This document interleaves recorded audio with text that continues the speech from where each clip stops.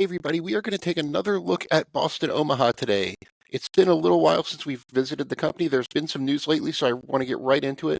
Before we do, please take a minute and check out the link you see on your screen, fool.com/Frankel. Get the top 10 stocks to buy right now from my sponsor, The Motley Fool. It's the best way to support this work I'm doing on YouTube. Again, that link is fool.com/Frankel. Be sure to check it out. All right, so there are two big news items that I want to discuss with Boston Omaha lately. And unlike a couple of videos I've done recently, this is going to be a positive one.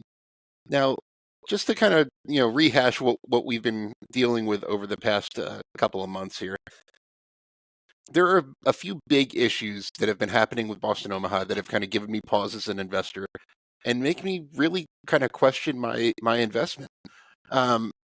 First of all, communication has been terrible while the stock is being pummeled, which is not good. I totally understand that they are kind of like a hush-hush company. They view kind of, earnings projections and things like that as a distraction.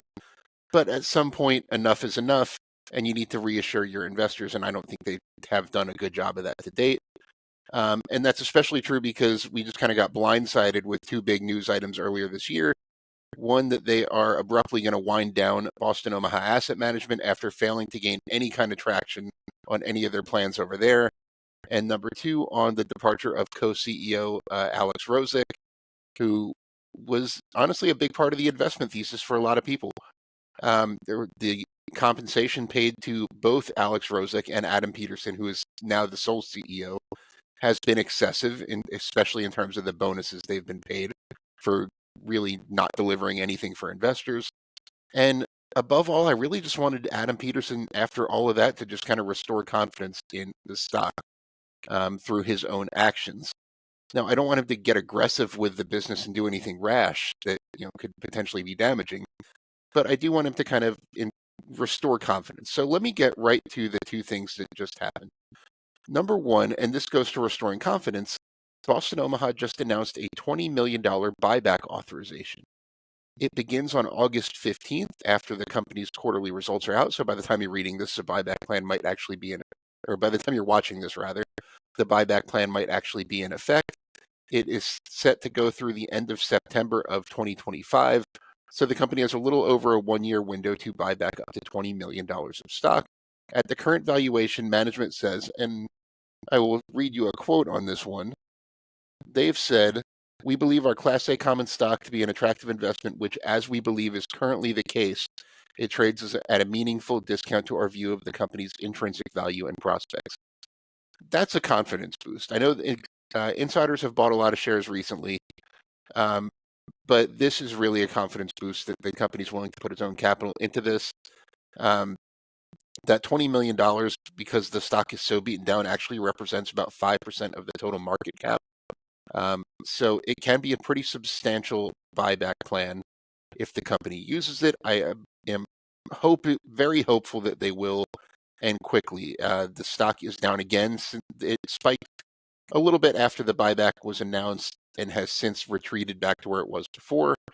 So if this price holds after the company's earnings are reported within the next couple of days after I'm recording this, I'm hoping they get aggressive and use some of that buyback, especially as money comes rolling in from the wind down of Boston Omaha Asset Management, which it should. So I'm hoping they redeploy that into buying back shares, because there's really no argument to be made that any of their other existing businesses are a better place to invest excess capital than just simply buying back shares if it supposedly trades at such a discount. So love this move. Very happy to see it. I actually I like buybacks when they're done for the right reasons, and this one looks like it is. And second, and I want to put this on the screen. I mentioned compensation has been one of my biggest problems with how the business has been run. Essentially, the two co-CEOs made a 15-year bonus plan, and because they cashed out of a winning investment at an opportune time, were able to get all 15 years worth of bonuses at the same time, which as a shareholder I found totally unacceptable and excessive. And I'm not the only one who feels that way. Adam Peterson realizes that that was not the right way to do it. What's done is done, but what he's doing now, let me share my screen real quick. So I mentioned some of this already. As a result of Alex Rosick leaving, it does create some natural cost reductions. You're not paying two CEOs' salaries anymore. There's not two bonuses being paid to CEOs. Another one, Brendan Keating resigned as president of Boston Omaha Asset Management in connection with the wind down, so his salary is gone as well. Um, there have been some personnel reductions in Fiber Fast Homes and some other parts of the business. Like, for example, Alex Rosick had a staff, and now they're no longer with the company. But this was the real surprise to me. Adam Peterson himself is accepting less money. For one thing, he has frozen his salary for 2024 and is expected that he's going to take about 1/3 of it in the form of restricted stock, not even cash. If you remember, him and Alex Rosick worked for almost nothing for the first few years of Boston Omaha. And now it looks like he's kind of reverting back to that. Like, I'm not going to take any money until I can show some results here.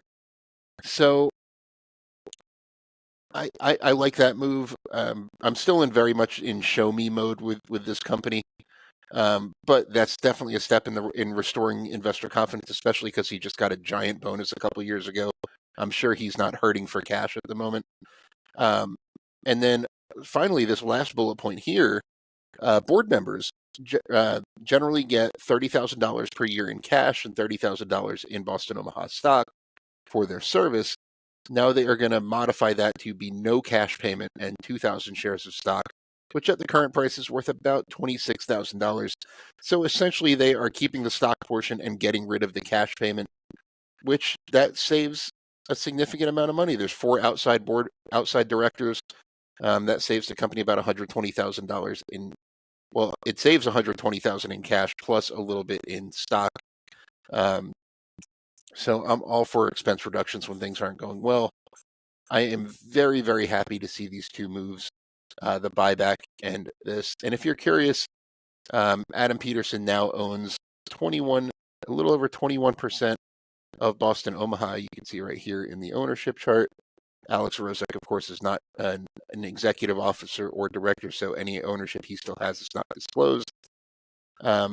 But Adam Peterson is a pretty influential owner. He has 33% of the voting power, and he now owns all of the super voting Class B shares after they bought back and retired Alex Rosick's to get rid of his control premium or his control of the company. And so he now has about a 21.4% interest in the business. So he's very invested. I think out of the two co-CEOs, the right one is in charge. And like I said, I'm still very much in show me mode, but these are two clear steps in the right direction. Once we actually get the earnings report and digest it a bit, I will have another video out on that. I'd love to know what you think. Leave me any comments you have. And thanks for listening. I want to thank The Motley Fool for sponsoring this video. The Motley Fool is a company that provides investing insight and stock recommendations for investors of all skill sets and risk levels. You all know how much I love researching new stocks and trying to find the next best investment, so I'm proud to partner with The Motley Fool to bring you 10 stock picks from their popular product, Stock Advisor.